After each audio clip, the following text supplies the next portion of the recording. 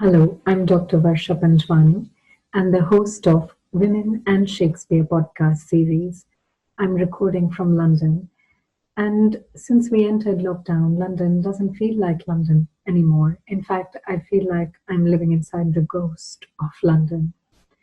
The sonnet that I will be reading from Tabish Khair's remarkable Quarantined Sonnets, Sex, Money, and Shakespeare collection is Shakespeare's sonnet 106, When in the Chronicle of Wasted Time.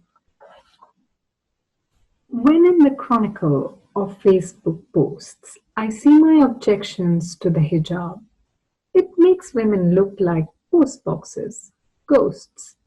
And how is it possible to keep tab on the wearer's shrouded identity? What if it's some terrorist? Who can tell? A major problem of security.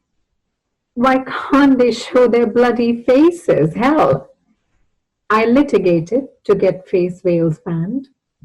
I was not phobic, no, I was prudent. And by those old postings I staunchly stand. I meant what I said what I meant.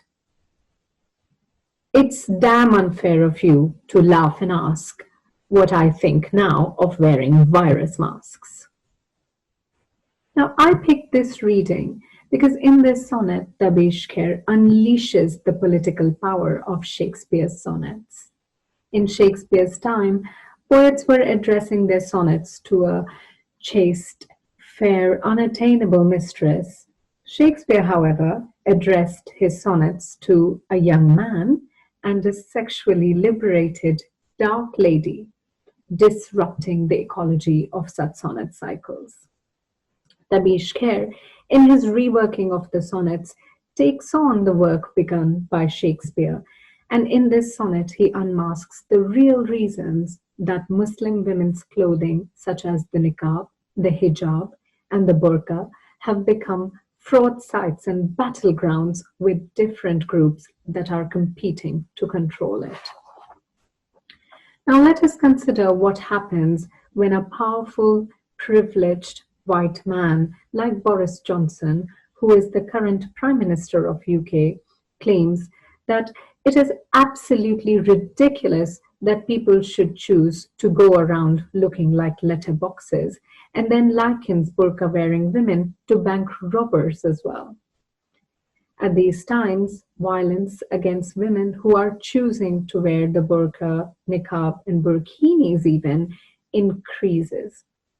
And they have to start deciding between their right to wear something that makes them feel closer to God or makes them feel that they fully inhabit their identity on the one hand and their safety on the other. Now, as we know, for years, feminists have been asserting their right to wear what they want to wear.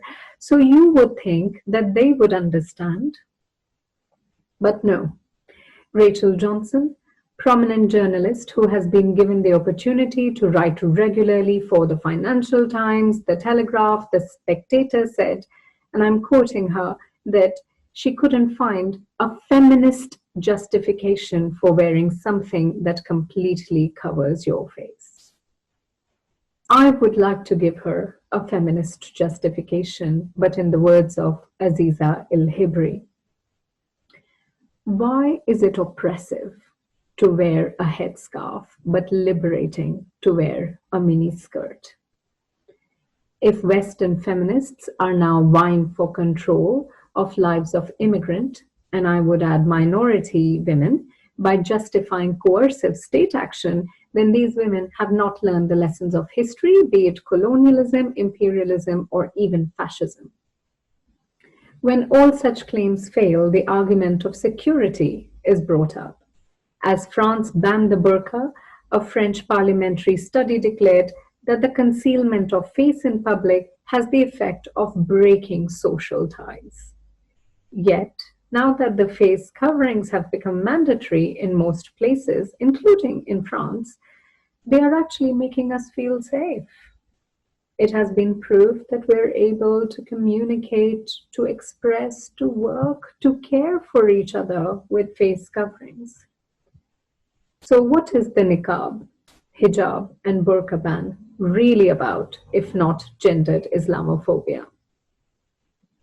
Boris Johnson, Manuel Wells, Jack Straw. It is these men who pose a threat to security. So, if we are legislating on clothing due to security reasons, I suggest we ban suits and ties that these men wear.